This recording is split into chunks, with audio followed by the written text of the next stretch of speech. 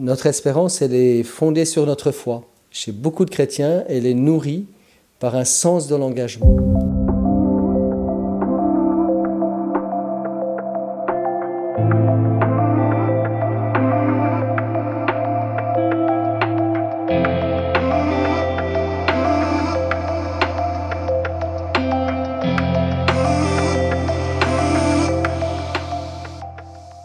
Ce fut une semaine riche de rencontres et de découvertes. Comme à chaque visite, je rencontre les acteurs de la vie civile, bien sûr de la vie ecclésiale aussi, de l'Église, l'enseignement catholique, les paroisses. C'est l'occasion aussi de rencontrer toutes celles et ceux qui sont engagés dans l'Église sur ce territoire. Nous, ça nous a permis également de rencontrer des personnes, des entreprises, des associations, des établissements qu'on n'a pas forcément l'occasion de croiser et qui au contraire étaient heureux et agréablement surpris et honorés presque qu'on leur demande de visiter et de connaître leur activité. Et on s'est aperçu finalement que dans nos paroisses on a la chance d'être connectés on a un réseau qui est impressionnant parce que dans nos paroissiens, certains sont élus, membres d'associations, connaissent des entreprises et donc on avait même presque trop d'idées. Il a fallu faire des choix pour 5 jours de visite.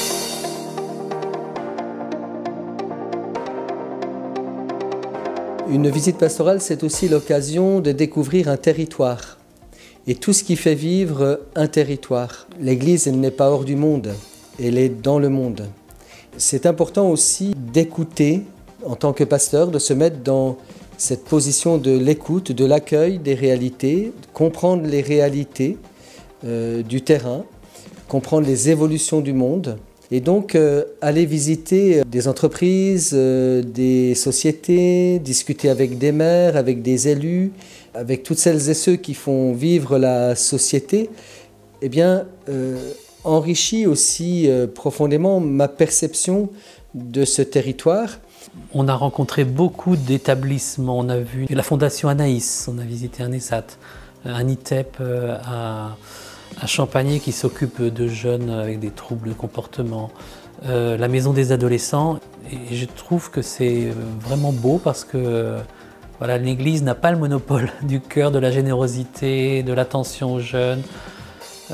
Et ça, moi, ça m'a beaucoup touché. En discutant avec les chefs d'établissement et les animateurs en pastoral, on a eu une réflexion sur la manière dont on peut faire des liens entre l'école catholique et les paroisses. Et j'ai été marqué aussi par tout ce travail d'accueil. On parle beaucoup de mixité au sein des établissements catholiques. Quand on va à l'école Saint-Benoît du Mans, eh bien, on se rend compte qu'il y a une grande mixité sociale. De voir aussi bien la qualité professionnelle au sein même de ces établissements, mais aussi bien, le désir de vivre profondément un projet pédagogique fondé sur les évangiles.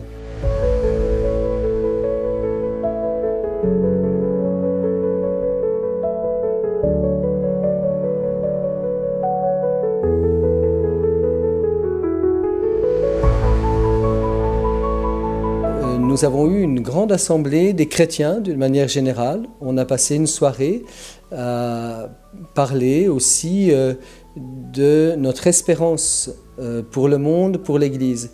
Et il y avait à peu près 130 personnes. Et au cours de ces échanges, eh bien, on a abordé la question de l'espérance. Et je me suis rendu compte combien les chrétiens sont porteurs d'espérance. Et voilà, je trouve qu'on a vécu là des beaux moments. J'ai remarqué que les gens s'exprimaient très facilement. N'hésitaient pas à dire ce qui allait, ce qui n'allait pas, un petit peu leurs angoisses, mais aussi il y a eu beaucoup de choses de positives.